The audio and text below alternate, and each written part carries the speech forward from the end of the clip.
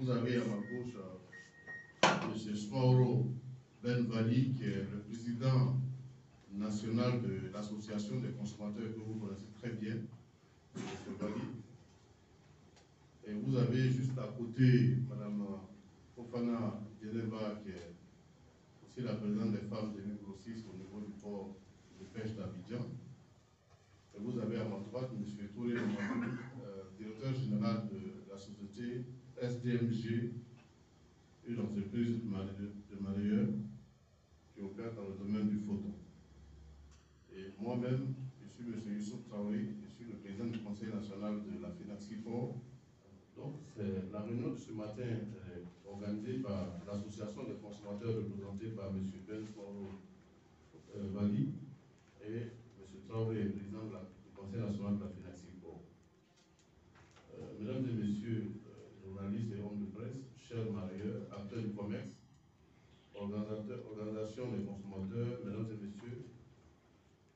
Alors, suite à la sortie la semaine passée d'un groupe d'individus se réclamant mareyeurs, nous voudrons vous faire savoir que leurs activités n'existent plus au port de pêche en ce qui concerne ce dont ils se réclament.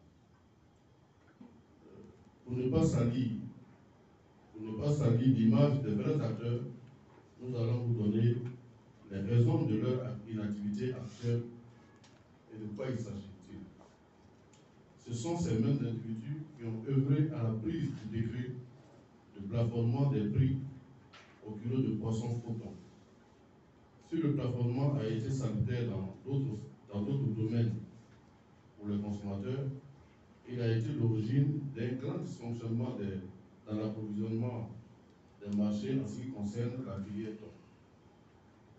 Heureusement, nous avons un grand président de la République et un gouvernement à l'écoute des opérateurs économiques.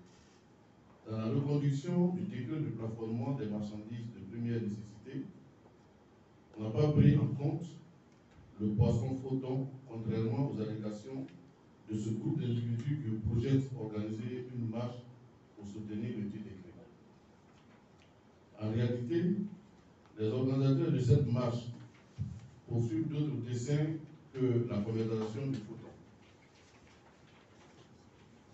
L'activité de commercialisation du thon est pour nous une seconde édition.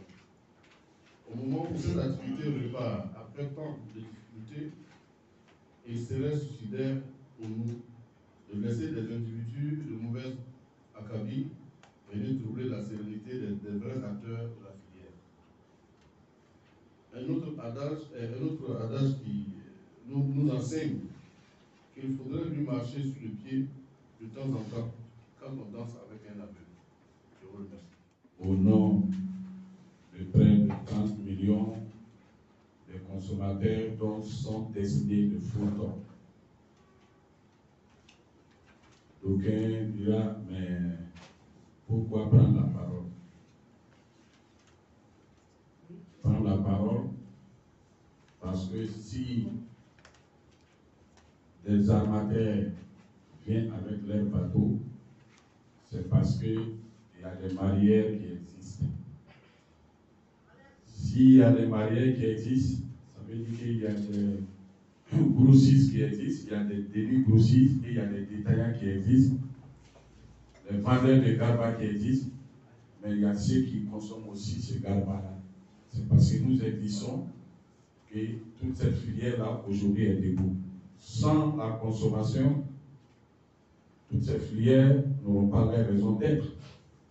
Donc quand le mareyeur passe toute une journée sur l'eau sans manger, c'est pour approvisionner le marché, que le consommateur puisse avoir le poisson photon avec son garba.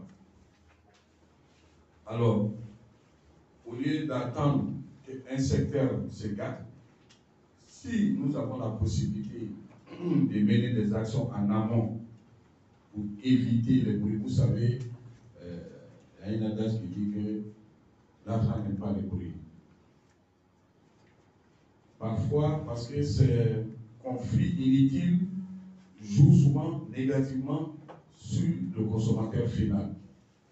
Donc, s'il y a des difficultés au niveau du photon et que les bateaux ne viennent pas, et qu'il y a un ralentissement dans l'approvisionnement du marché et qu'on n'a pas de poissons en temps réel, cela va jouer sur le prix. Donc, il nous appartient, au lieu d'attendre que le fait sorte, il vaut mieux prendre des dispositions. Donc, je demande sincèrement à tous ceux et celles qui disent que notre pays est un pays de dialogue. Et au jour d'aujourd'hui, je vous assure que le gouvernement actuel ne laissera pas 2 ou 3 personnes se réunir pour dire que vous allez marcher pour perturber la circulation. Ça, c'est un rêve. Ça, il faut qu'on soit clair là-dessus. Je suis à côté de M. Traoré aujourd'hui parce que j'ai eu accès à toutes les informations de sa part de ce dossier, M. Touré, aussi sa société. Donc, m'a convaincu pour dire qu'ils sont plutôt agressés, mais ils ne s'attaquent à personne. Et donc, je viens pour lancer cet appel, pour dire ceux qui veulent dialoguer, qu'ils engagent le dialogue. Mais si c'est pour dire, de toutes les façons, si Dieu nous donne nos vies, le 20, c'est tout près là. Vous et moi, nous allons constater. Notre place est au dehors pour défendre nos idéaux, mais notre place n'est pas à la Maca. Oui, si vraiment on veut défendre les idées, il ne faut pas chercher le chemin de la Maca. Parce qu'au jour d'aujourd'hui, tous ceux qui vont perturber le système, toi-même, tu as décidé de te rendre à la Maca sans payer un rond comme transport à le pouvoir.